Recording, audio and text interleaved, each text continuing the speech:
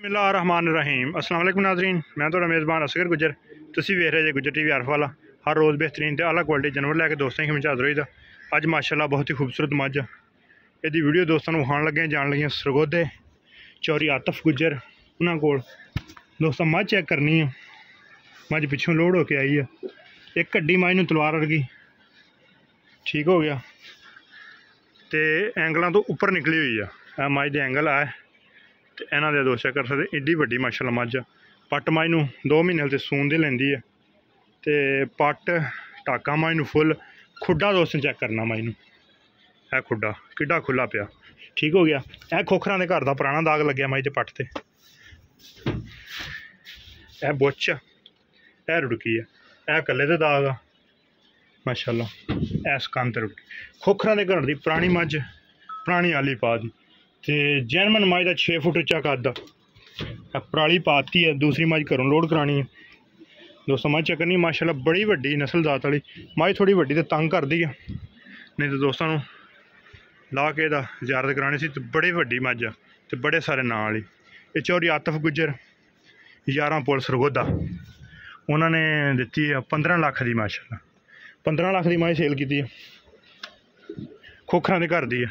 दूसरी मझ लोड कराने लगे हैं, वो भी दोस्तों ने 15 लाख की मझ खरीदी है। दोस्तों ने वेख सकते चेक कर सकते। दाग बुच मझ नूं पुरानी आली पा दी है पट तो फिर मझ नूं कद बहुत वड्डा, कम से कम 6 फुट उच्ची मझ तो 26 लीटर मझ का दुध का रिकॉर्ड। पिछला मझ का दुध का रिकॉर्ड 26 लीटर मालक ने गारंटी दी है। हर तरह की तसलियाँ गारंटियाँ थन बस करके ले ले फिर भी तसली गारंटी। तो हाल तो 2 महीने मझ ने कढ़ जाने सून दे। है वधर आ जोड़े सब इंशाल्लाह मझ ला देंगे फट्टे।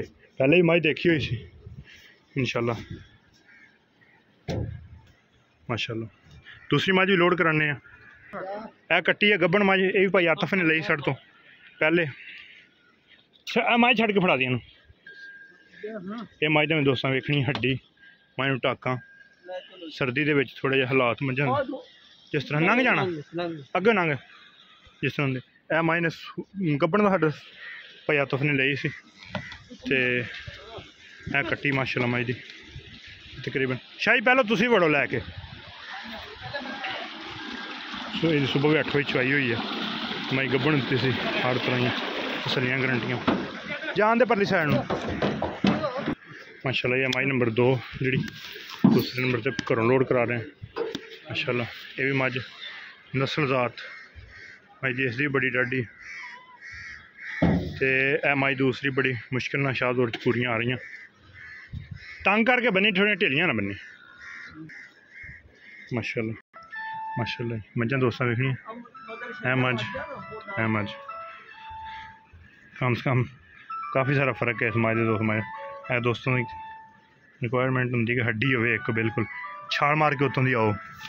मझां एंगलों के बराबर आईयां पईयां माशाअल्लाह। बड़े दिन साडा सौदा चलता पाया सी खोखरां नाल ठीक है। ये खास क्रैडिट जाता मियां अफजल वट्टू जोड़ा खपा के काफ़ी दिनों तो बाद सौदा मझ दा होया।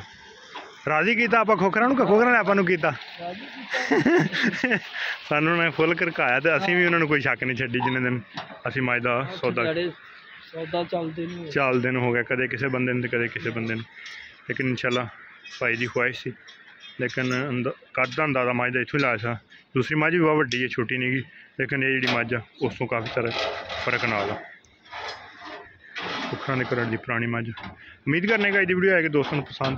अगर वीडियो पसंद आती लाइक शेयर तो माशाअल्लाह दी कमेंट। रबता नंबर 0300 567 2355 यह गड्डी नंबर। एक अगली तरह भी बेहतरीन वीडियो फिर दोस्तों की मिला दूँगा। उस टाइम तक अपने मेज़बान असगर गुजर इजाज़त। अल्लाह हाफ़िज़। पाकिस्तान जिंदाबाद।